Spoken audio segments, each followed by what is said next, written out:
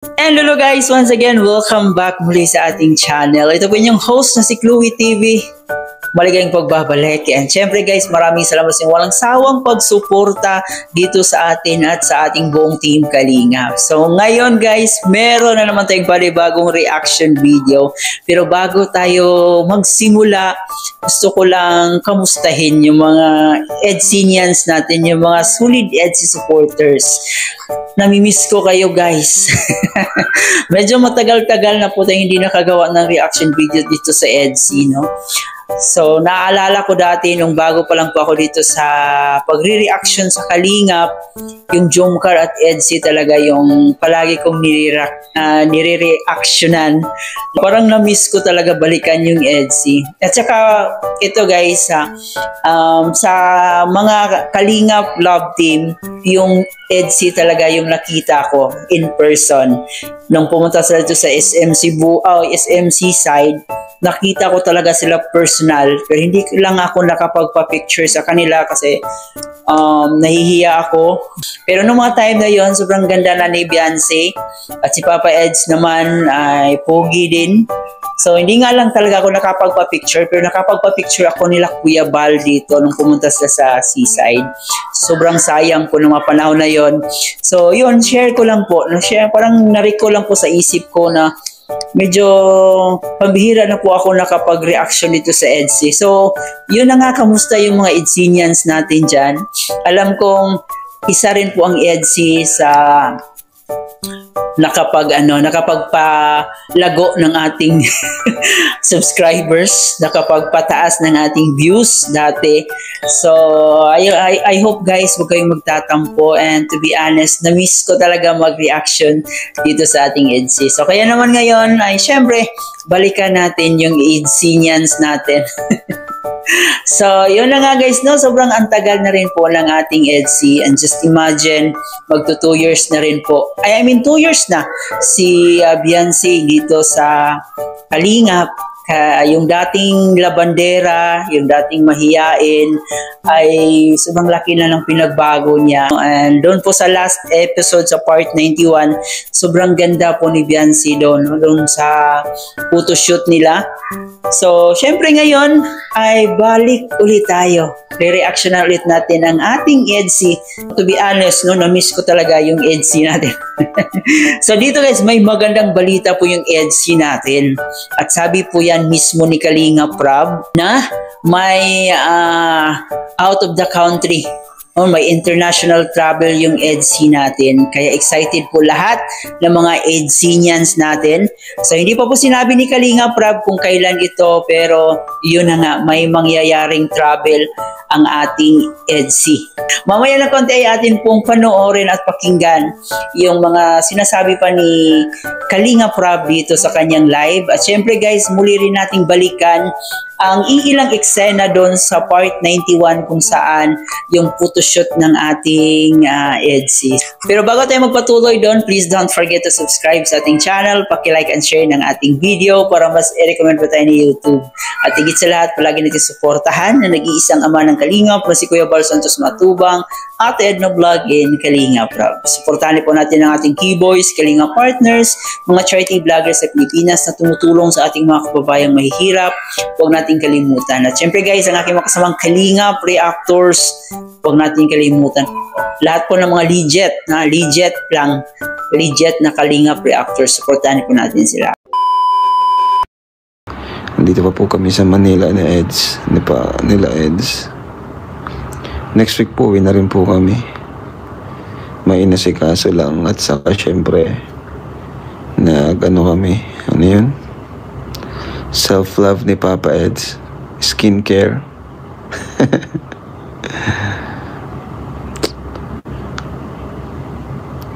Nagpapakinis kami ni Papa Eds. Sana mag-travel din EDSI sa 2nd anniversary. May nakapending na po na travel ang EDSI sa Korea, South Korea. Saktong-sakto po yan kasi wala pong pasok.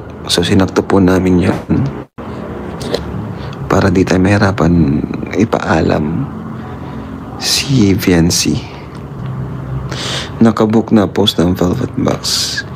Yes po, Actually, yung pamasahe lang po yung sinugot ng Velvet Box papunta ng South Korea. So, accommodation po is sasagutin ko na. Then, ang need na lang nilang dalhin is yung budget.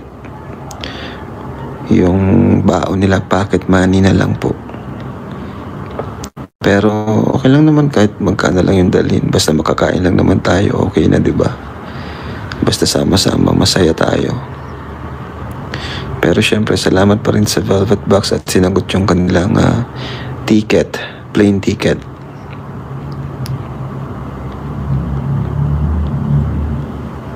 Habang wala kayo, Kuya Rab, dalawang napamilyo ng EDSI. Wow, thank you.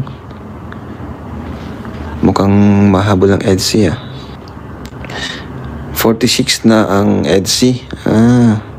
Ang Jomcar, ilan na ba ang Jomcar? Grabe, 46. Grabe. Congrats sa EDSI. Yes po, nasa Manila po kami. Actually, nag-dinner nga kami nila Kuya Jens kanina. So, ayan. Ang galing na. Ang galing na itong dalawang big love team natin.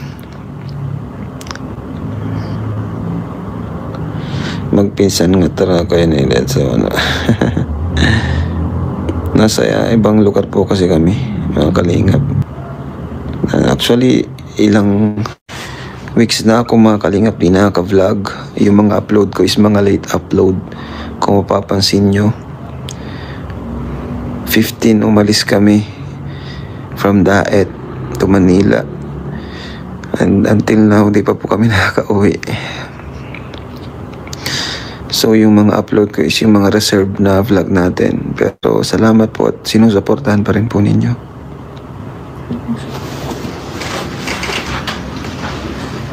Kaya namimiss ko nang bumalik ng Daet. Grabe. So, congrats sa photoshoot kanina. Ganda ng mga kuha mo dun,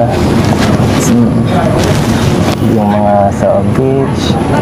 Lalo na yung got, bagay na bagay. Pwede ka pala maging emo Emo. Ha? Grabe. 2 taon ka na pala agad, sa Kalingap. Hindi. Parang kailan lang. Pero mas may hinintay ako. Alin? 2 taon na lang hinintay mo sa 2 taon. Yung atin. Na? Atin na. Sa atin maging... Yung yung atin. Atin? Atin na? Yung mag 2 years din tayo. 2 years? Oo. 2 years lang? Ay, hindi. Siyempre, mas sumama pa dun sana. Sana? Siyempre, di ko man alam kung baka mali yung mabalita ko ng mag-asawa ka. Ba't negative ka? Baka malaman ko kung ano ng issue mo, charot. Ba't ako? Grabe ka naman sa akin. Ba't sana? Grabe, dami mo pagduduga. Mag-aasawa ko. Bakit hindi na lang ikaw? Sana. Diba? Yun ay kung makapaghintay ka. Hintay. Pwede. 5 taon nga. Nahintay ko na Bilis lang. Saka magaling ako maghintay. Puro hintay nga ako Simula pa lang sa Kalingap, puro paghihintay na ang ginawa ko. Sablay nga lang yung iba. Aray mo. Nga lang yung iba. Aray mo.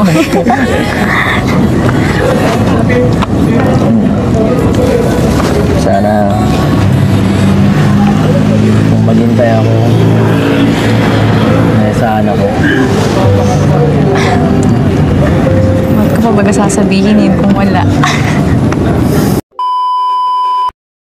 At yun na po guys, grabe may pa-skincare na pala itong si Papa Eds, no? May pa-self-love na pala para siguro magiging pogi pa siya sa paningin ni Bibi Biancy niya. Sana all.